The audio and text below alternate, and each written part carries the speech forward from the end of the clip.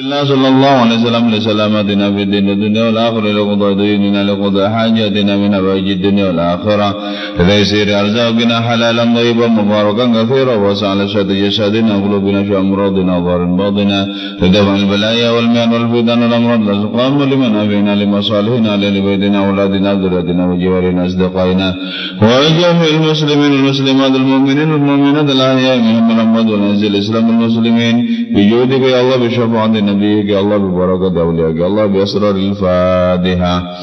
أعوذ بالله من الشيطان الرجيم. بسم الله الرحمن الرحيم. الحمد لله رب العالمين الرحمن الرحيم مالك يوم الدين إياك نعبد وإياك نستعين اهدنا الصراط المستقيم صراط الذين أنعمت عليهم غير المغضوب عليهم ولا الضالين. Amin. Kita melanjutkan kajian tentang kitab Tarjumanul Aswaq atau Dendang-Dendang Kerinduan yang ditulis oleh Syekh Muhyiddin Ibn Arabi.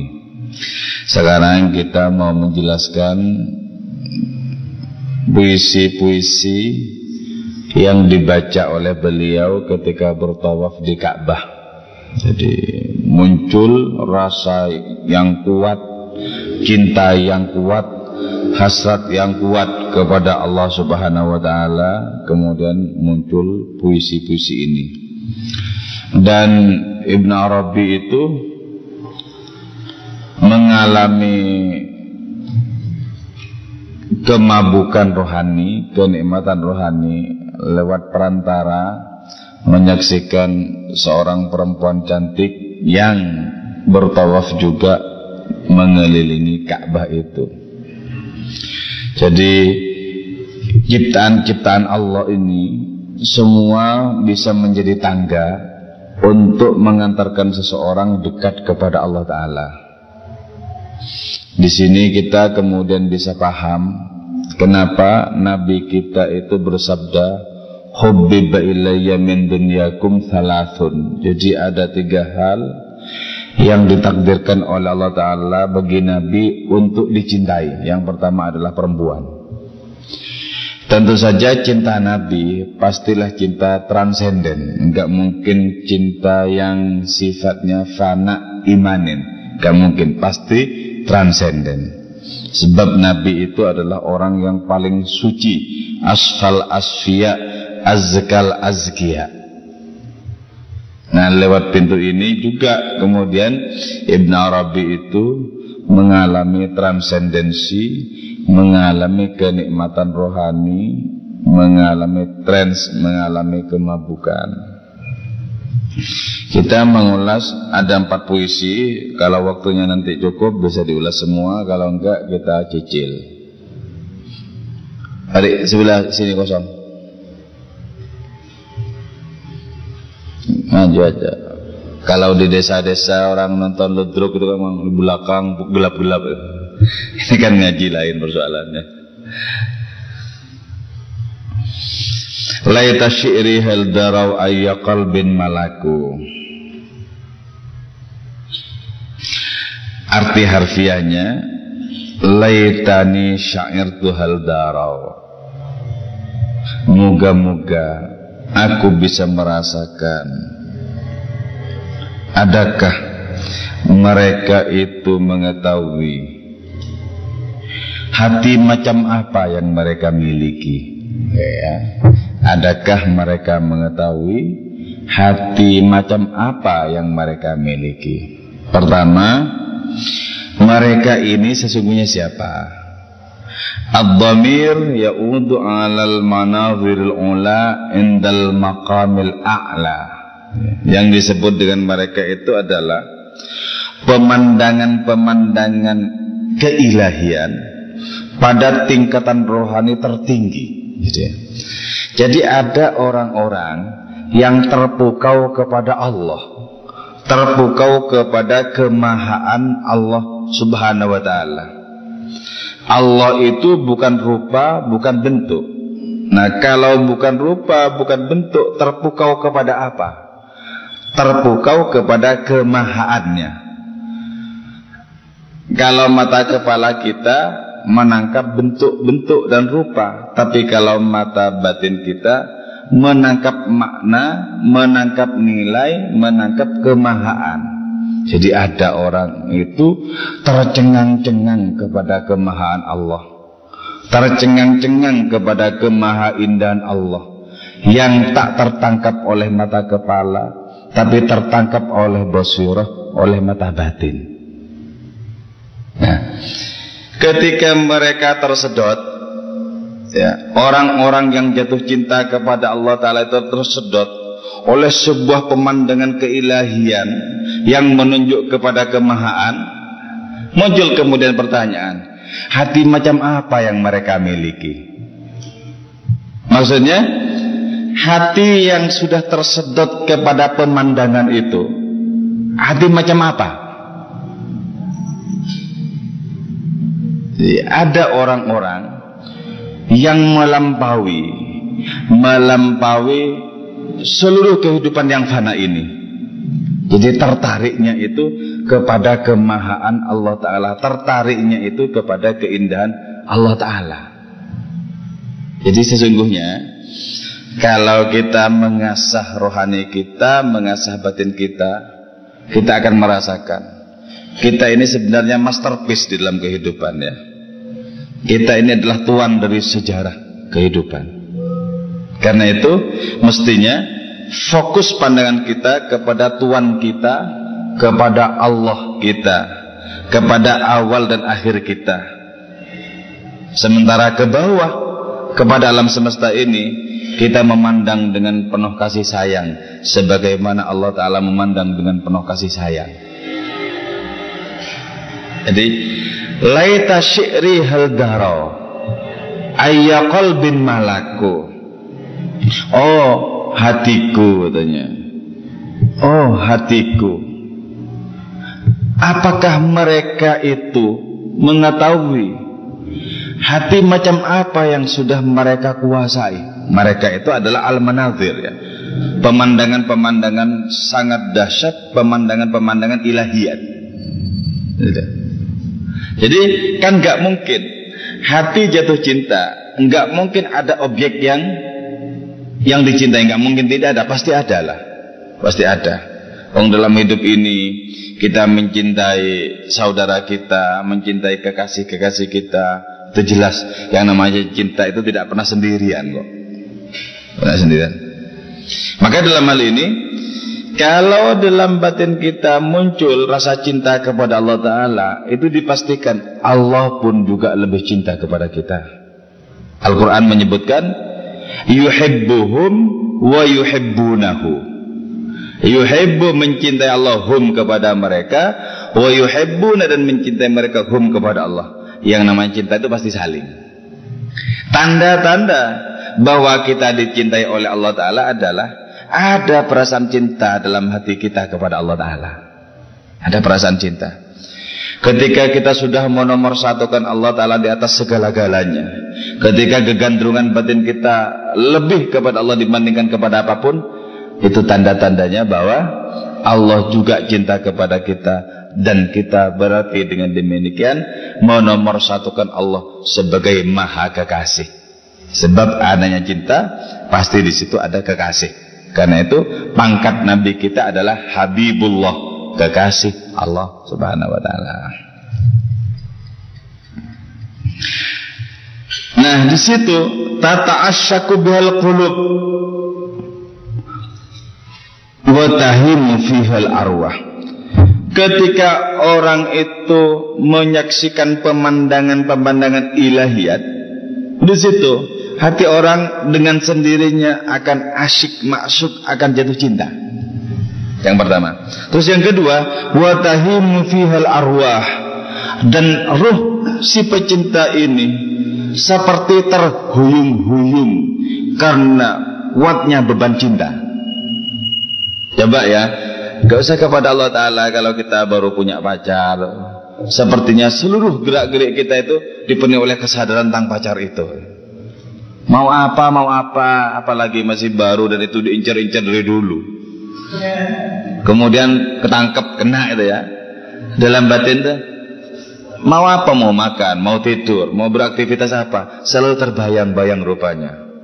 Na'am sarataifu man ahwa fa'arraqani wal hubbu ya'taridul ladzat bil alami. Ya, memang terlintas bayang-bayang orang yang aku cintai itu. Lalu aku tidak bisa tidur dan begadang sepanjang malam.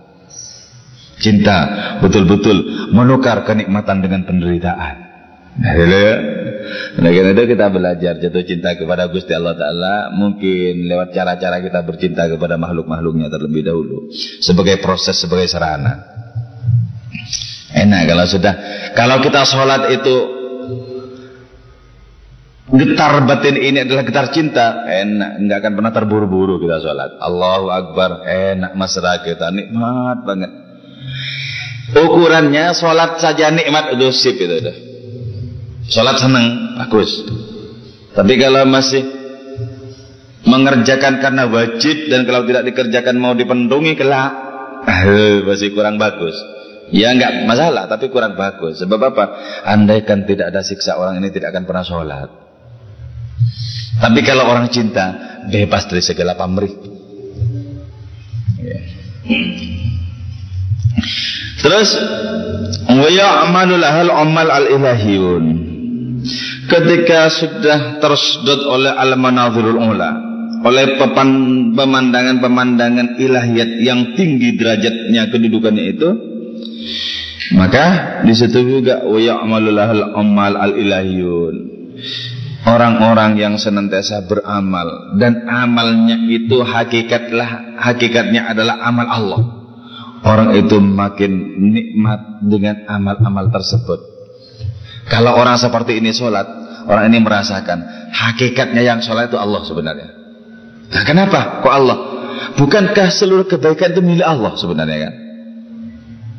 Apalagi kenikmatan.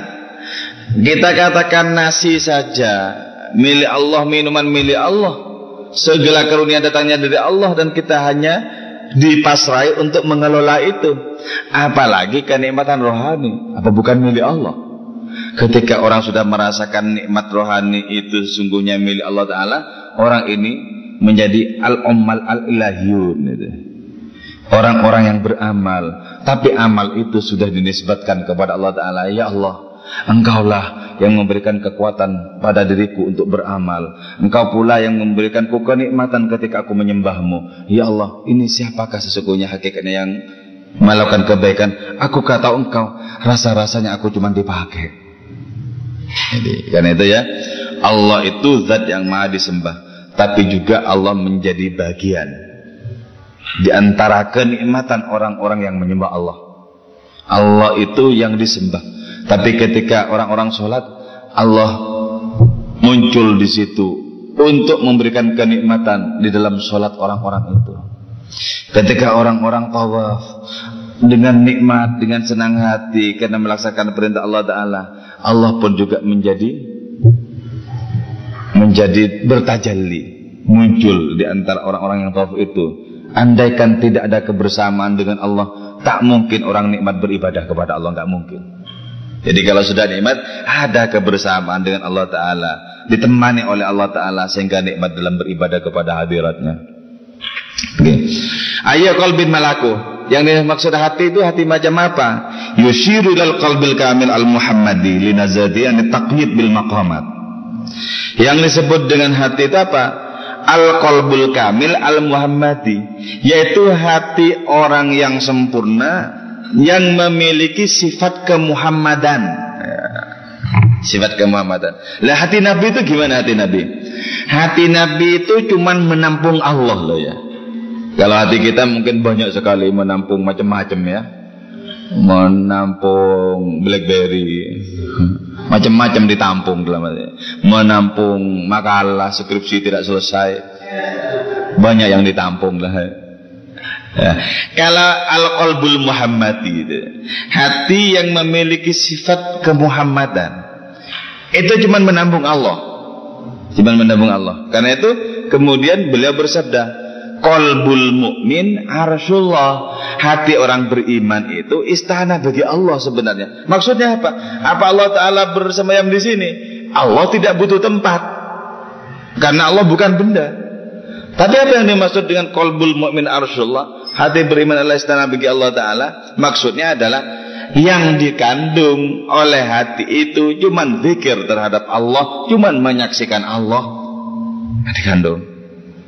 Itu sesungguhnya hakikat dari Al-Baitul Haram ya. Jadi artinya apa? Haram, tidak boleh masuk pencuri-pencuri, tidak boleh masuk perampok dan begal kepada hati itu. Pencuri, begal, perampok itu apa sebenarnya? Itu tak lain adalah bayang-bayang tentang yang lain. Karena itu para sufi bilang, ya Allah, semenjak aku kenal kepadamu, aku tidak tertarik kepada yang lain. Coba kalau begitu, bagaimana nikmatnya tauhid coba? Semenjak aku mengenalmu, aku tidak tertarik kepada yang lain. Sama dengan seorang laki-laki yang setia. Sejak aku jatuh cinta kepadamu, Dik, maka ku tutup mataku kepada yang lain. Coba kalau gitu kan kepada Allah Ta'ala, hebat kan? Karena itu dalam sebuah ungkapannya Qais Al-Majnun, Qais si gila, tergila-gila kepada Laila. Dia bilang, Laila katanya, lemparan batu darimu sayangku jauh lebih kudambakan dibandingkan dengan senyuman 100 perempuan yang lain. Nah, ini sama Gusti Allah gini, lengket sama Gusti Allah, oh, segala-galanya. Kita mau kerja apa? Pasti landasannya karena Gusti Allah. Kita mau ngambil keputusan apa? Pasti. Bahkan kita melanjutkan hidup kita, nilainya Allah. Hidup bahkan mati juga sepenuh-penuhnya diserahkan kepada Allah Ta'ala. Itu namanya Al-Qalbul Muhammadi. Nah, Al-Qalbul Muhammadi itu linazahatihi anit taqyid bil maqamat. Al-Qalbul Muhammadi itu orang yang hatinya memiliki sifat kemuhammadan. Hati itu terbebaskan dari cengkeraman makom-makom rohani. Contohnya makom rohani itu begini ya.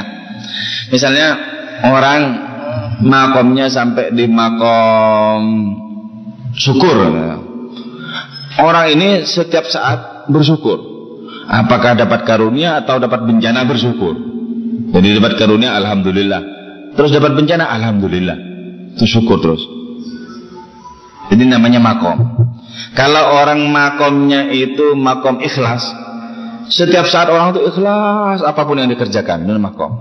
Nah, kalau hati yang memiliki sifat kemuhammadan itu melampaui seluruh makom yang ada.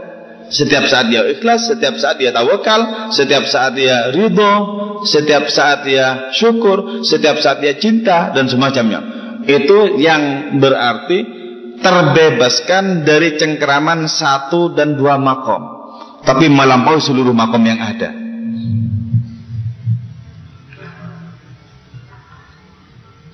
Ada kan gini ya, ada orang berhenti, perjalanan rohaninya berhenti hanya karena doa-doanya dikabulkan. Nah, minta ini, minta itu dikabulkan. Terus dia merasa cukup bangga dengan makom doa yang dikabulkan itu. Itu berarti tidak termasuk Al-Qalbul Muhammadi. Kenapa? Masih terikat oleh makom tertentu. Masih terikat oleh makom tertentu. Jadi kalau orang sudah camping mendirikan tenda ya, camping mendirikan tenda. Kalau orang sudah camping secara rohani, tanda-tandanya tidak ada kemajuan. Tidak ada kemajuan. Artinya misalnya cukup sudah kayak gini cukup. Kalau Nabi kita itu senantiasa kelimbing, tidak camping tapi naik kelimbing terus ya. Nggak pernah merasa puas dan mendirikan tenda sudah cukup, nggak pernah.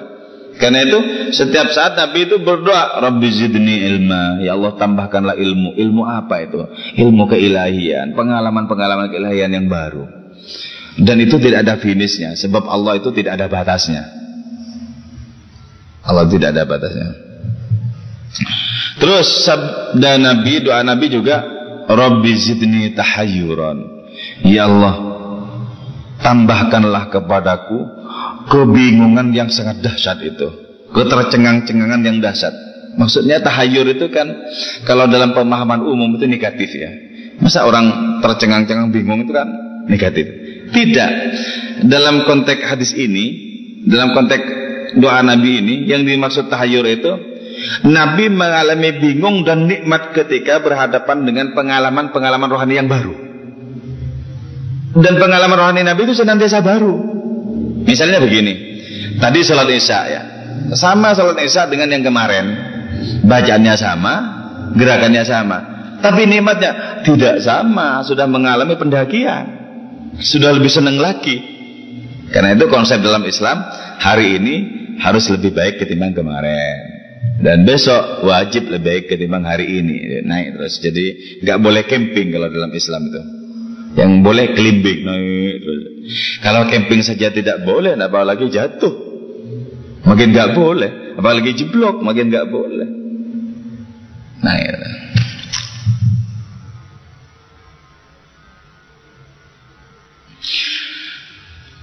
Terus pertanyaannya misalnya begini, wa kaifa la tamliku wa hiya matlubatun. Bagaimana mungkin manazir itu bisa menguasai hati?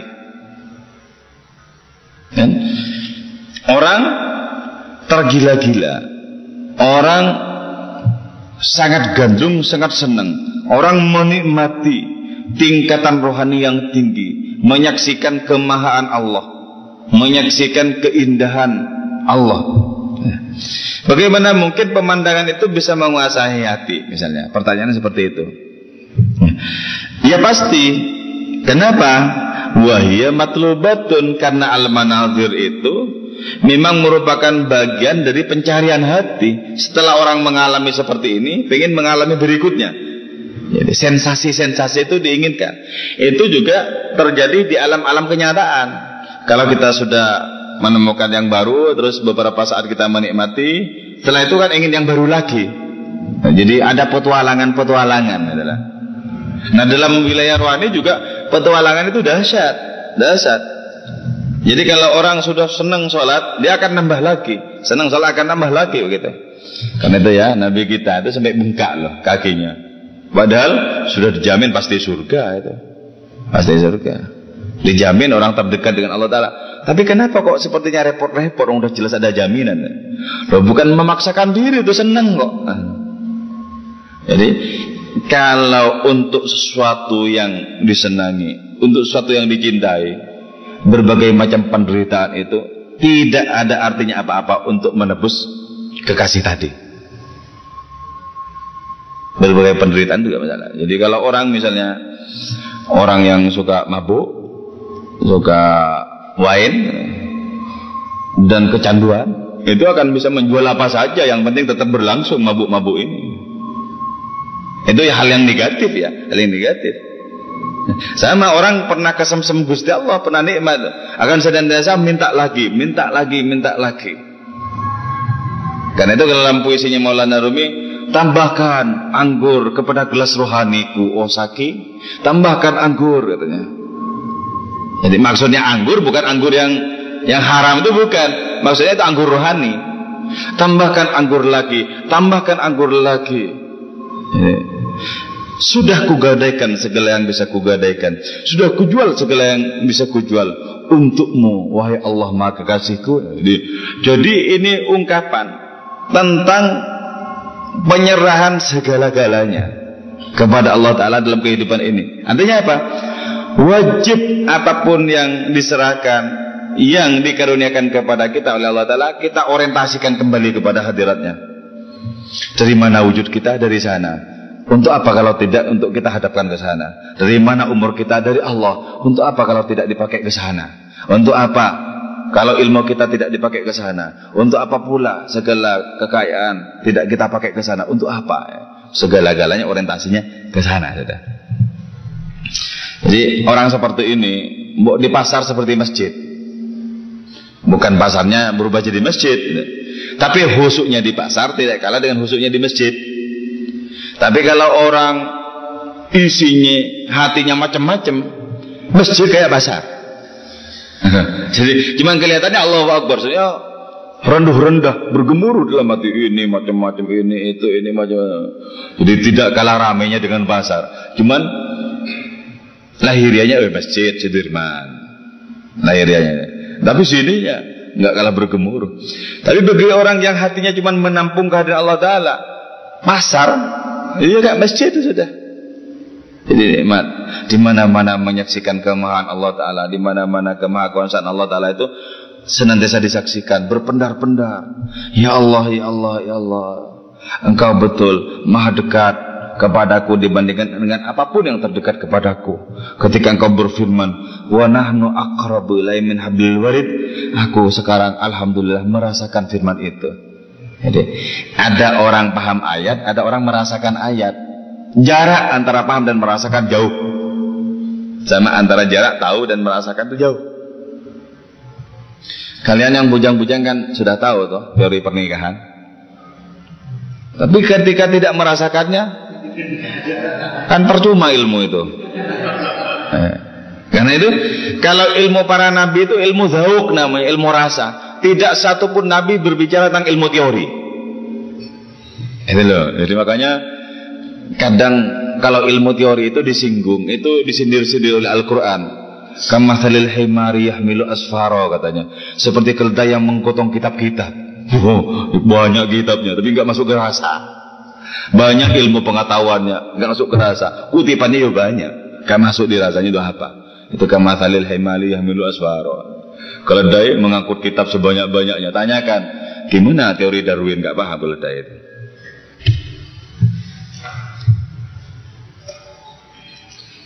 Nah, al-manazir itu roji'atun ila zatihi. Pemandangan-pemandangan ilahiyah itu akhirnya kembali kepada zat Allah Ta'ala. Zat Allah itu tidak ada batasnya. Tidak ada batasnya. Itulah sebabnya orang yang dekat kepada Allah pengalamannya selalu baru. Baru dan segar. Jadi para sufi, para wali kan, jarang tidur di malam hari karena senantiasa tergoda oleh kemahan Allah Ta'ala. Wajahnya seperti pucat gitu, seperti sakit semacamnya. Tapi di dalamnya berlangsung pengalaman-pengalaman rohani yang baru. Nah, wajah yang pucat karena tergila-gila kepada Allah Ta'ala itu bisa mengalahkan sinar matahari dan rembulan. Maka la yara dhillahu fis syamsi dzufatani. Siapapun tidak pernah menyaksikan Nabi itu ada bayang-bayang. Ya, terik matahari, Nabi berdiri, nggak ada bayang-bayangnya. Kenapa? Matahari kalah bercahaya dibandingkan dengan Nabi. Jadi mungkin matahari yang punya bayang-bayang sebelah sana. Ya. Jadi hebat. Jadi cahaya rohani itu jauh lebih hebat ketimbang cahaya lampu-lampu. Kalau cahaya lampu-lampu cuma bisa mengantarkan kita ke alamat-alamat kita yang kita tuju, karena di situ jalan tidak gelap. Tapi kalau cahaya rohani bisa mengantarkan kita kepada kampung halaman yang hakiki, kepada Allah Ta'ala. Orang sudah penuh dengan lampu-lampu seperti ini, siang dan malam terang benderang, masih saja tersaruk-saruk perilakunya, membentur sana sini dengan korupsi dan lain semacamnya itu. Berarti kan gelap batinnya itu. Nabrak-nabrak segala pagar macam-macam, tabrak sekenanya ya, dan tersaruk-saruk. Oke, ini baru satu puisi, silakan. Ayo kita bisa diskusi. Mari Pak. Ayo. Apa ngerti beneran Pak? Apa bingung? Bersyukurlah kalau bingung, itu tanda-tanda mau merasakan. Ayo sambil dimakan. Bismillah.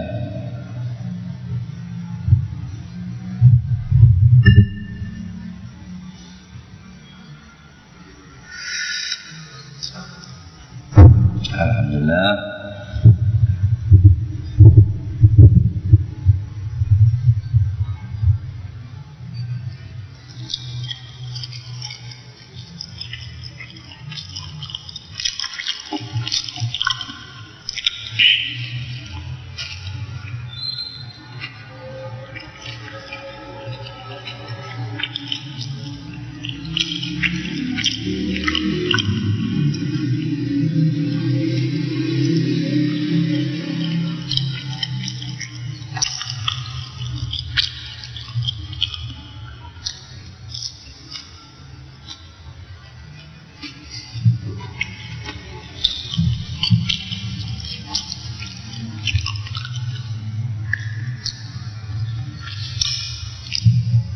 Hidup ini sebentar, jadi kita sebisa mungkin menggunakannya itu dengan cara mengikuti jejak-jejak rohani para nabi loh. Mereka cuma terbang ya, melintasi dunia ini dari awal, dari Allah al-awal menuju Allah al-akhir. Nggak pernah terpukau kepada pernik-pernik kehidupan ini itu macam lewati saja.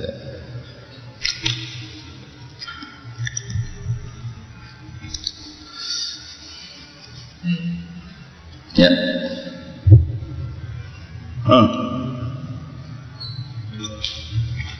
Mari, silakan.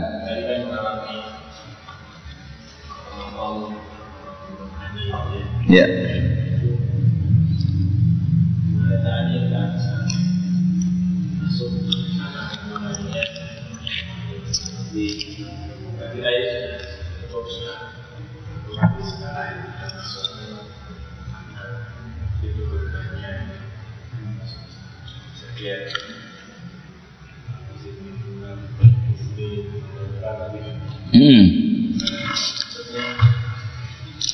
Pertama-tama misalnya makom taubat ya. Taubat. Taubat itu apa? Taubat itu kita berusaha habis-habisan untuk tidak saja meninggalkan dosa-dosa, tapi meninggalkan yang sia-sia. Contoh yang sia-sia itu apa? Makan tadi nggak ada niatnya. Kenapa? Disuguhi ya sikat aja. Nggak ada niatnya untukmu ya Allah, enggak. Karena itu ya kadang Allah mabarik lana itu juga nggak masuk di hati juga itu. Barik lana itu. Kalau betul-betul barik lana itu masuk di hati dan hati kita itu cuman dihuni oleh kesadaran tentang Allah Ta'ala. Allah mabarik itu pernah dipakai oleh Nabi ya, ketika menjelang perang Khandaq. Menjelang perang Khandaq itu Nabi 3 hari 3 malam menggali parit atas usulan Salman Al-Farisi. Untuk apa? Untuk menghadang laju musuh di Madinah yang berbukit itu. Nah, pas di kaki Gunung Sila ya, itu merupakan pintu yang mudah bagi masuknya musuh. Di situ digali parit itu. 3 hari 3 malam kekurangan makanan. Waktu itu istrinya Jabir cuman bisa menyediakan 1 kambing untuk 300 orang lebih itu. 1 kambing disembelih sama Nabi, terus dimasak sama istrinya Jabir. Terus Nabi bersabda sama sahabat-sahabat, jangan ada yang menyentuh sebelum saya doakan. Ditutupi makanan itu, kambing itu setelah dimasak ditutupin. Nabi cuma doa apa? Allahumma barik. Begitu aja ya. Enggak pakai barik lana fi ma razaqtana wa qina adzabannar, enggak panjang-panjang ya. Cuman Allahumma barik. Cuman kata hati Nabi berisi kehadiran Allah Ta'ala. Allahumma barik itu aja ya. Itu bisa mengenyangkan 300 orang lebih. Padahal untuk ukuran orang Arab ya, orang Arab makan 1 kambing itu untuk 6 orang. Habis itu, nggak pakai nasi, kambing toy 6 orang habis sikat orang Arab itu. Nah, itu untuk 300 orang sampai akhirnya yang bagian akhir itu siapa? Setelah sahabat-sahabat selesai, terus Jabir, kamu Bir makan duluan Bir, makan Jabir. Terus istrinya belum makan. Nabi terakhir masih banyak setelah Nabi itu makan. Sisanya itu masih banyak, cuman Allah mabarik aja. Masih banyak. Jadi apa dalam dunia kepemimpinan? Nabi itu makannya terakhir. Jadi pemimpin yang sebenar-benarnya pemimpin, kalau ada yang enak-enak itu paling belakang. Mestinya. Kalau pemimpin-pemimpin di negara kita kan enggak, paling depan itu. Oh ya, paling depan ngambil sebanyak-banyaknya.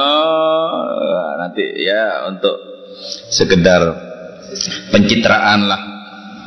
Ya nyumbang korban, ngasih anak yatim. Sehingga banyak banget yang diambil itu sudah. Iya pencitraan. Ya. Maksudnya taubat ya. Taubat itu tidak saja meninggalkan dosa-dosa, tapi meninggalkan yang sia-sia. Itu dikoreksi betul. Betul. Apa betul-betul berlangsung taubat ini? Apa tidak? Termasuk juga yang kita koreksi apa? Taubat ini benar atau tidak? Karena itu kalau Rabi'ah itu bilang begini, ya Allah saya mohon ampun kepadamu dari ketidakseriusan saya, mohon ampun kepadamu. Karena banyak yang nggak serius juga, astagfirullah, nggak serius. Buktinya apa? Masih banyak yang sia-sia lewat. Masih banyak juga dosa-dosa yang sudah kadung kita bolak-balik mengerjakannya. Padahal sudah berjanji, aku akan menundukkan kepala kalau ada perempuan cantik tak gini. Ternyata apa? Rimnya itu nggak makan. Nggak makan rimnya. Kalau baru riyadhah makan, cakram ini. Makin lama makin kendor.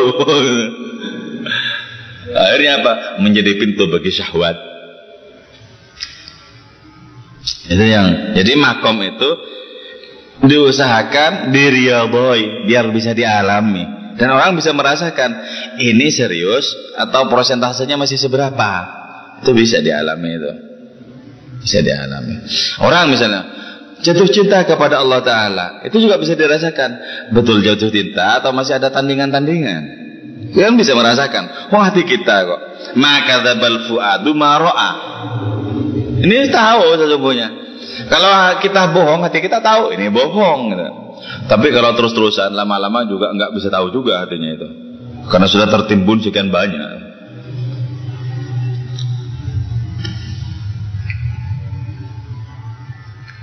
Kalau ini ya, satu puisi saja sudah kelakon, top. Sudah keamal itu. Sayangnya sekarang itu apa? Ilmu pengetahuan kita di depan, sementara amal kita tuh tertatih-tatih di belakang. Berusaha untuk mengejarnya, nggak nyampe-nyampe. Jadi kalau ilmunya sudah ilmu orang-orang soleh, tapi amalnya itu orang toleh. Apa bedanya soleh dan toleh? Kalau soleh orang baik, kalau orang toleh itu orang tidak baik. Idza nazalal azab amma salihin wa talihin. Kalau azab itu sudah turun, itu juga kena orang baik, orang yang enggak baik juga kena. Soleh dan toleh. Ada lagi enggak? Enggak, ada lagi. Jadi kan tentang maksudnya ketika kita ingin mencapai makom buat mau nabi itu kan kita tidak boleh terpaku semua makom syukur, makom taubat dan sebagainya. Kita harus step by step itu kita harus naik. Yang pertama itu kita seperti apa? Yang kedua tentang ketika seorang mencintai Allah SWT, itu kan manusia akan lupa dengan segalanya, seperti kayak Rabi'ah al-Adawiyah ketika beliau itu mencintai Allah itu sampai beliau menikah seperti itu. Ya. Kalau orang mencintai Allah terus lupa segala-galanya, enggak. Tapi menjadikan segala-galanya itu orientasinya Allah gitu. Makanya coba Nabi kan. Nabi itu kan guyonan sama anak-anak kecil, bayi-bayi itu.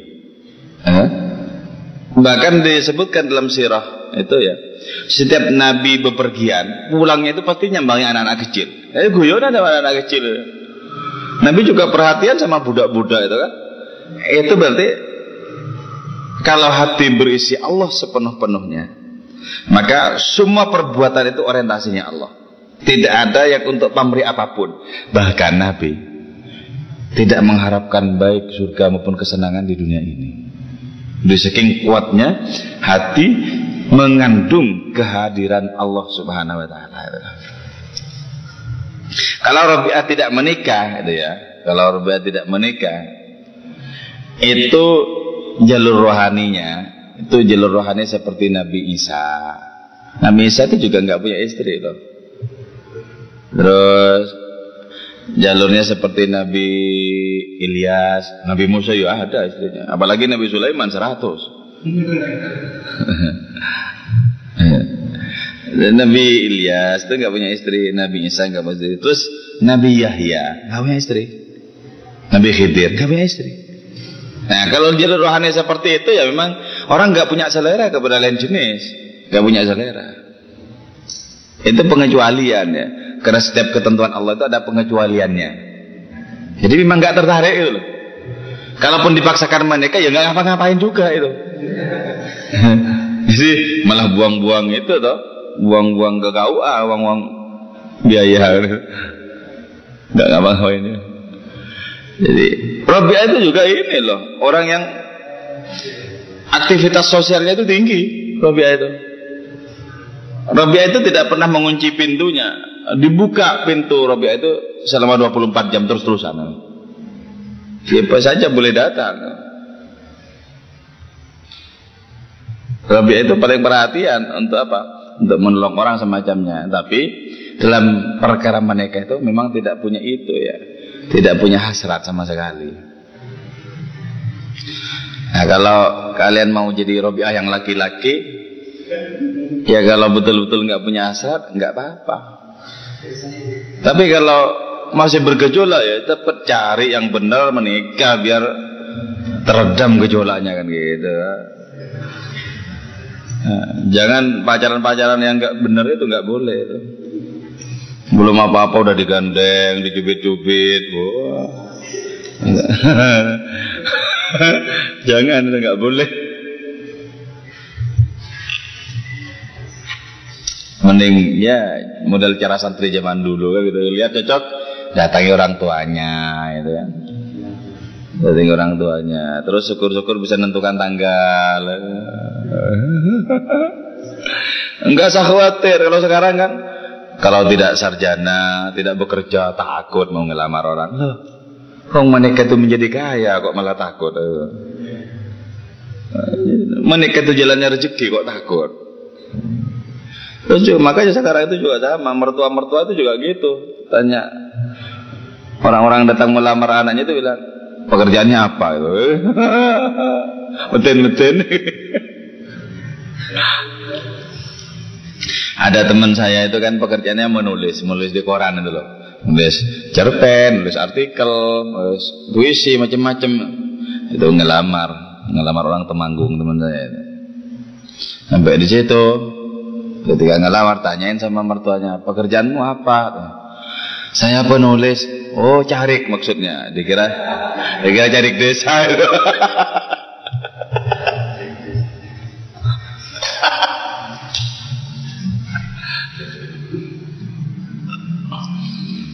Kalau santri-santri itu kan asik ya. Udah waktunya nikah, pekerjaan nanti kita cari. Gusti Allah Ta'ala mah pemurah kan gitu. Tapi kalau sarjana perhitungan terlalu banyak. Kecuali sarjana yang kesantriannya masih kuat, bisa nekat. Nekat dalam pemahamannya yang benar maksudnya ya. Jadi kadang memang perlu nikah. Perhitungan kadang menjadi kendala. Makanya ada teman saya itu mau nikah padahal dia santri, tapi karena sudah jadi sarjana takut mau nikah karena belum punya pekerjaan. Sarjana nih nganggur. Gampang saja tak gitu, gampang. Kau kibuli saja mertuamu, saya bilang gitu. Gimana? Pagi-pagi kau pakai celana, baju masukkan dalam, pakai sepatu, pergi. Nanti kalau udah sore pulang, tanya dari mana kerja.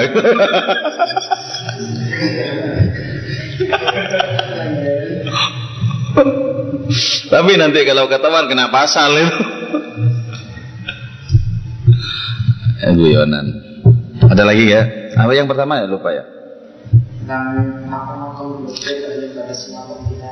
Oh, kalau kita jangan begitu. Itu cuma orang yang memiliki hati kenabian loh. Kalau kita makom satu aja belum tentu, nggak batasi gimana. Taubat saja belum tentu nyampe kita ini. Kepada insaf saja belum tentu nyampe. Masih belepotan. Apalagi sudah ada kadung kita langganan dosa yang diulang-ulang. Sulit itu. Jadi enggak usah ketingkatan al-qalbul muhammadi, kepada hati yang memiliki sifat kemuhammadan. Enggak usah ke sana. Satu makom saja yang paling pokok taubat. Itu udah bagus, kita memperoleh itu udah bagus. Misalnya kita sudah bisa memutus mata rantai dengan sejarah dosa. Kan kadang orang mengenang sejarah dosa itu dengan indah loh masih. Wah enaknya ketika di situ ya. Itu berarti nggak bertaubat masih. Kenapa? Masih nggak diputus rantai dosa-dosa itu nggak. Itu pelanggaran kena pasal itu.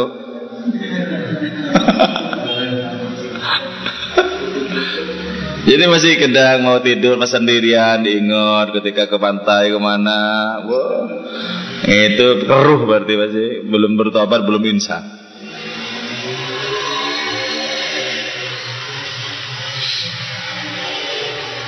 Kita jangan terlalu tinggi bermimpi, tapi disesuaikan dengan kapasitas kita seberapa. Kalau sampai misalnya gini aja, sampai di istiqomah saja salat tepat waktu, bagus. Istiqomah untuk berjamaah, bagus. Apalagi sampai bisa senang ketika sholat, bagus. Jadi kitab ini terlalu tinggi untuk kita, loh maksudnya. Cuman lumayan untuk pengetahuannya dulu maksudnya. Siapa tahu ada waktu untuk mengamalkan. Jadi ini terlalu tinggi. Wong kita ngaji Ibnu Arabi itu waliullah. Ibnu Arabi itu mengalami sekian macam kewalian. Jadi ini terlalu tinggi. Karena itu ini di pondok-pondok nggak diajarkan, ya karena mumet gue. Di pondok-pondok mana ada orang ngaji kitabnya Ibnu Arabi? Paling tinggi kan Ihya, paling tinggi Hikam, kan itu di pondok-pondok.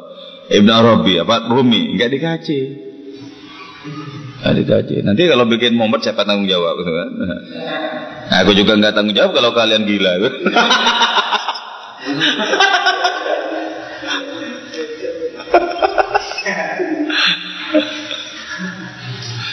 Jawabnya saya mau, tanggungnya. Ada lagi gak? Ternyata nggak bisa 4 puisi ini selesai ya. Satu saja udah cukup saya kira. Ada lagi nggak? Oke, ini setiap malam Jumat Pahing. Terus kalau setiap malam Senin Pahing itu kita ngaji Maulana Jalaluddin Rumi. Nanti saya umumkan, dimohon datang insya Allah bulan depan sekitar tanggal 20 pas malam Minggu Wage. Itu haulnya Maulana Jalaluddin Rumi di tempat saya di Pondok Maulana Rumi di Sewon, Desember. Jadi salah malam minggu besok Minggu Wage. Nah, Minggu Wage yang bulan depan kita haulnya Maulana Jalaluddin Rumi.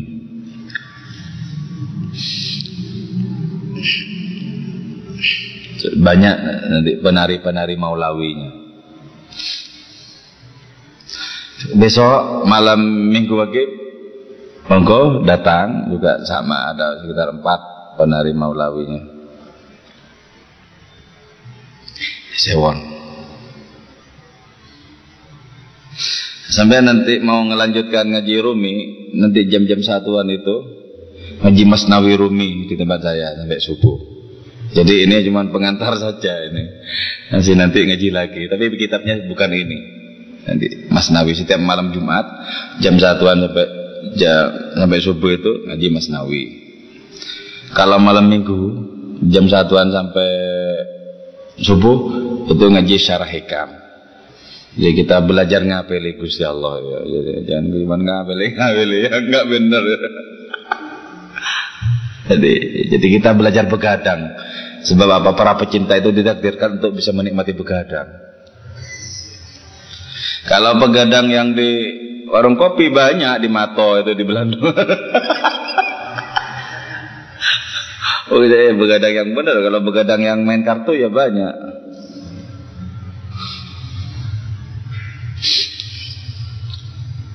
Udah ya? Oke, secara formal kita tutup. Wal afu minkum. Assalamualaikum warahmatullahi wabarakatuh.